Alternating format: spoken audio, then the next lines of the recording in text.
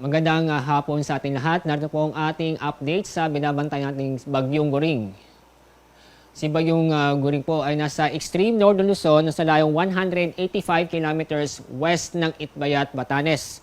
Napanatili ang lakas ng hangin malapit sa gitna ng bagyo na umaabot sa 195 kilometers per hour, samantalang ang pagbugso ng hangin ay nasa 240 kilometers per hour. Inaasahan po natin itong kikilos pa west-northwest sa bilis na 15 kilometers per hour. Kasalukuyan ay pinapalakas pa rin ni Bagyong Goring ang southwest monsoon. Kaya itong southwest monsoon ay nakaka-apekto sa malaking bahagi ng bansa. Samantalang ang severe tropical storm na may international name na Haikui ay nasa labas pa rin ng ating PAR at inaasahan po natin kikilos papalapit o papasok sa ating Philippine Area of Responsibility. Sa forecast track ng Bagyong Goring ay patuloy itong kikilos.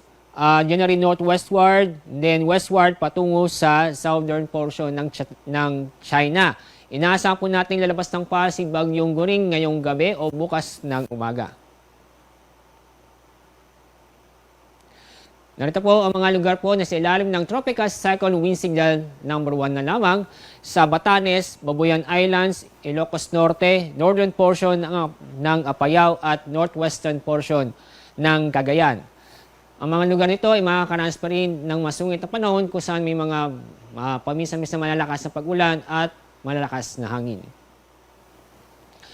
At narito po ang mga may inaasahan pa rin tayong malalakas na pag-ulan dulot ng Bagyong Goring. Ngayong araw hanggang bukas ng hapon, may inaasahan tayong malalakas na pag-ulan sa Batanes, Babuyan Islands, Ilocos Norte, Apayao, northwestern portion ng Cagayan, Ilocos Sur, at Abra. Samantala, may inaasahan pa rin tayong mga malalakas na pag-ulan dahil sa habagat. Ngayong araw, mga lugar po na makakaranas ng malalakas na pag-ulan sa Zambales, Bataan, northern portion o sa buong Palawan, Occidental Mindoro, Metro Manila, Pangasinan, La Union, Benguet, Antique, Negros Occidental at Guimaras. Bukas may inaasang pa rin malalakas na pag-ulan, dulot pa rin ng habagat sa Zambales, Bataan, Occidental Mindoro, Metro Manila, Rizal, Bulacan, Cavite, Batangas at yung northern portion ng Palawan kasama ang Cuyo at Calamian Islands. Sa araw ng Biyernes, minasang pa rin tayong malalakas na pag-ulan sa Zambales, Bataan, Pangasinan, Occidental Mindoro, Metro Manila, Rizal, Bulacan, Cavite, Batangas, Nueva Ecija, La Union at Benguet.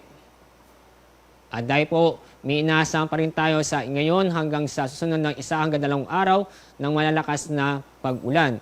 Kaya patuloy pa rin tayong mag-ingat. Alamin po ang ligtas na lugar dahil nandiyan pa rin ang banta ng pagbaha o pagguho ng lupa. Dahil pa rin sa malakas na hangin na epekto ng habagat at yung Bagyong Goring, ngayong araw, meron pa rin tayong gale warning kung saan may inaasahan pa rin tayong matataas ng alon sa halos buong seaboard ng Luzon at Visayas at sa eastern seaboard ng Mindanao. Kaya bawal pa rin kumalaot na ating makababayan sa mga nabanggit na mga lugar. As ibang detalye about sa gale warning ay inyong mababasa sa aming Pag-asa website.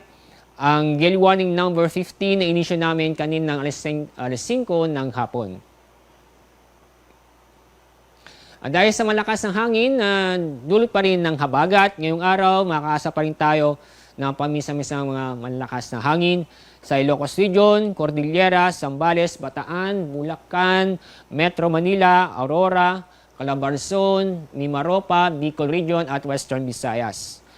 Bukas, araw ng Huwebes hanggang Biyernes, minasang pa rin tayong malalakas na hangin dahil pa rin sa southwest monsoon sa Ilocos Region, Cordillera, Zambales, Bataan, Bulacan, Pampanga, Aurora, Metro Manila, Calabarzon, kasama na rin ang Mimaropa, Bicol Region at Western Visayas.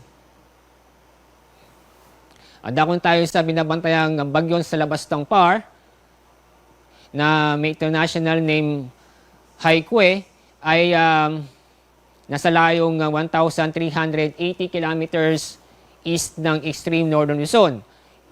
Napanatili niya ang severe tropical storm kung saan ang lakas ng hangin ay nasa 100 kilometers per hour, samantalang pagbuksan nito ay nasa 135 kilometers per hour. Inaasahan po natin kikilos west-northwest sa bilis na 15 kilometers per hour.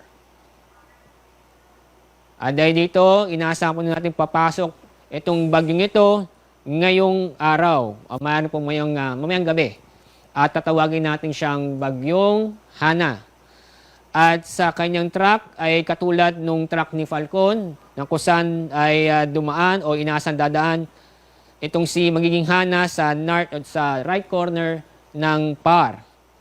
Pero kahit na walang epekto ang bagyo sa ating bansa, ay siya naman ang magpapatuloy sa paghila o pag-impluensya sa southwest monsoon. Kaya itong southwest monsoon ay magtatagal ang epekto sa ating bansa ngayon hanggang susunod na 5 araw. Kaya makakaasa pa rin tayo ng mga pag-ulan, dulot ng habagat sa Luzon at Visayas, lalo na po sa kanlurang bahagi nito.